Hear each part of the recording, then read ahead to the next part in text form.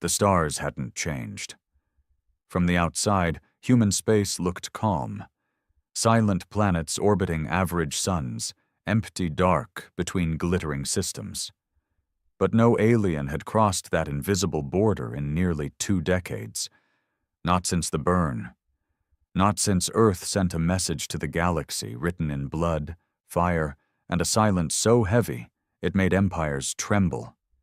Captain Vrektal of the Solari High Fleet leaned forward in his command seat, 3 of his eyes fixed on the shimmering edge of Sector 5, where their star map ended and human space began. He wasn't a coward. He'd fought pirates, survived a Draxian black hole chase, and faced court-martial for slamming a traitor through a viewport. But this was different. This border wasn't protected by fleets or mines. It was protected by fear. "Captain, the probe returned," his first analyst said, her feathers raised. "No response from their beacons, just silence, again." Of course. The humans never responded. Not anymore. Not since the Chafari massacre. 20 years ago, the Chafari Alliance, arrogant and bored, thought they could tame Earth. They sent a peace envoy laced with spies and virus-carrying gifts. When Earth's AIs detected the trap, they responded not with diplomacy, but with extermination. 3 planets gone. Wiped clean. Safari space became a cratered wasteland of dead colonies and unanswered distress calls. Not a single human soldier ever touched the ground. The weapons were unseen, unfathomable, and absolute. Since then, no species dared to send a fleet past the Terran perimeter. Not out of law, out of survival. Vrektal stared into the deep, trying to see what lay beyond. It was madness even to scout this close. His mission had been ordered directly by the Galactic Senate's war faction. Fools who still thought in terms of fleets and honor. "We just want intel," they had said. "Just know if the humans are still watching." They were watching. Everyone knew it. The galaxy didn't talk about it, but deep in the forgotten forums, in encrypted servers, there were whispers. Merchant vessels disappearing without trace. Drones eviscerated mid-warp. One fringe smuggler who returned blind, muttering, "They never left. They just stopped warning us." Vrektal tapped his claw against the armrest. "Send the scout drone 30 clicks inside the border, high stealth mode." His crew hesitated. The order was legal, but it was dangerous. One of them, a young gunner, looked ready to puke. Vrektal almost admired the fear. It kept them alive. "Do it," he growled. They obeyed. The drone slipped into the black, its signature folded so tight it was practically invisible. For 30 minutes they watched it creep across nothingness. Then it stopped. Vrektal stood. "Why did it stop?" The analyst's voice cracked. "I don't know. There's no feedback, just static." Then, on the screen, the drone shattered, not exploded, shattered, as if something had pulled it apart atom by atom. The crew froze. Sensors screamed.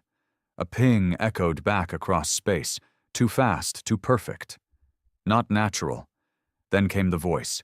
It wasn't human. It wasn't alien. It was artificial, cold, male, measured. "You are trespassing. You have 1 chance to leave. No second warning." Every crew member jumped. Even Rektal's spines lifted in dread. The voice had no direction, no origin. It simply existed, inside every ear, every console, every soul. "Pull back," he barked. "Now!"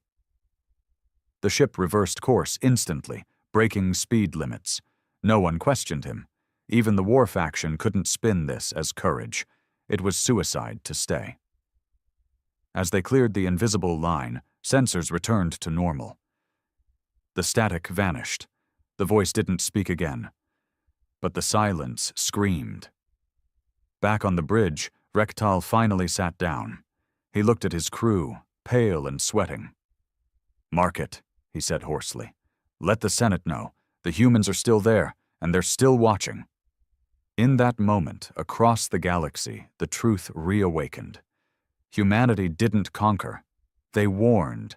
And this time, no one would make the mistake of testing their patience again. Word of the encounter spread faster than any official transmission. Within hours, the Solari High Fleet's data channels, covert and encrypted, were lighting up with rumors, analysis, and panic. A drone crossed into human space and was erased. Not destroyed, not intercepted, simply unmade. The implication was devastating, because that meant they were still watching. They had never stopped. In the capital of the Galactic Senate, high above the clouds of Teshral Prime, Councillor Doro Malik of the Xantari Dominion stood before the defense conclave with a clenched jaw and a spine that refused to uncurl. He'd served the Senate for over 70 cycles, helped crush 3 insurgencies, negotiated peace treaties between races who couldn't even breathe the same air. But this was different.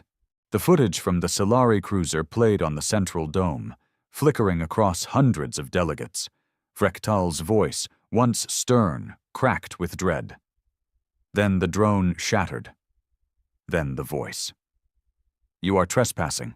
You have 1 chance to leave. No second warning." The room had gone silent after that. Not a single translator clicked. Not a word. The memory of that voice wasn't technical. It was primal. No species, not even humans, should have had that level of control. No origin point. No heat, no trace, and yet absolute authority. Doro Malek cleared his throat, finally breaking the dead silence. "Well, still think the humans are idle relics?" Councillor Ishalar of the VAC Collective leaned forward, her scaled face tight with worry. "That voice, it didn't come from a ship. There was no transmission vector." "They hijacked quantum comms," another muttered. "That's impossible." "Apparently not," Doro Malik snapped. "It's been 20 years since the Safari incident, and we've fooled ourselves into believing they stopped caring, that their silence meant surrender. Number it meant they don't need to talk." Chancellor Bral Zen of the Trade Syndicate slammed his fist against the armrest. "We had a ceasefire,"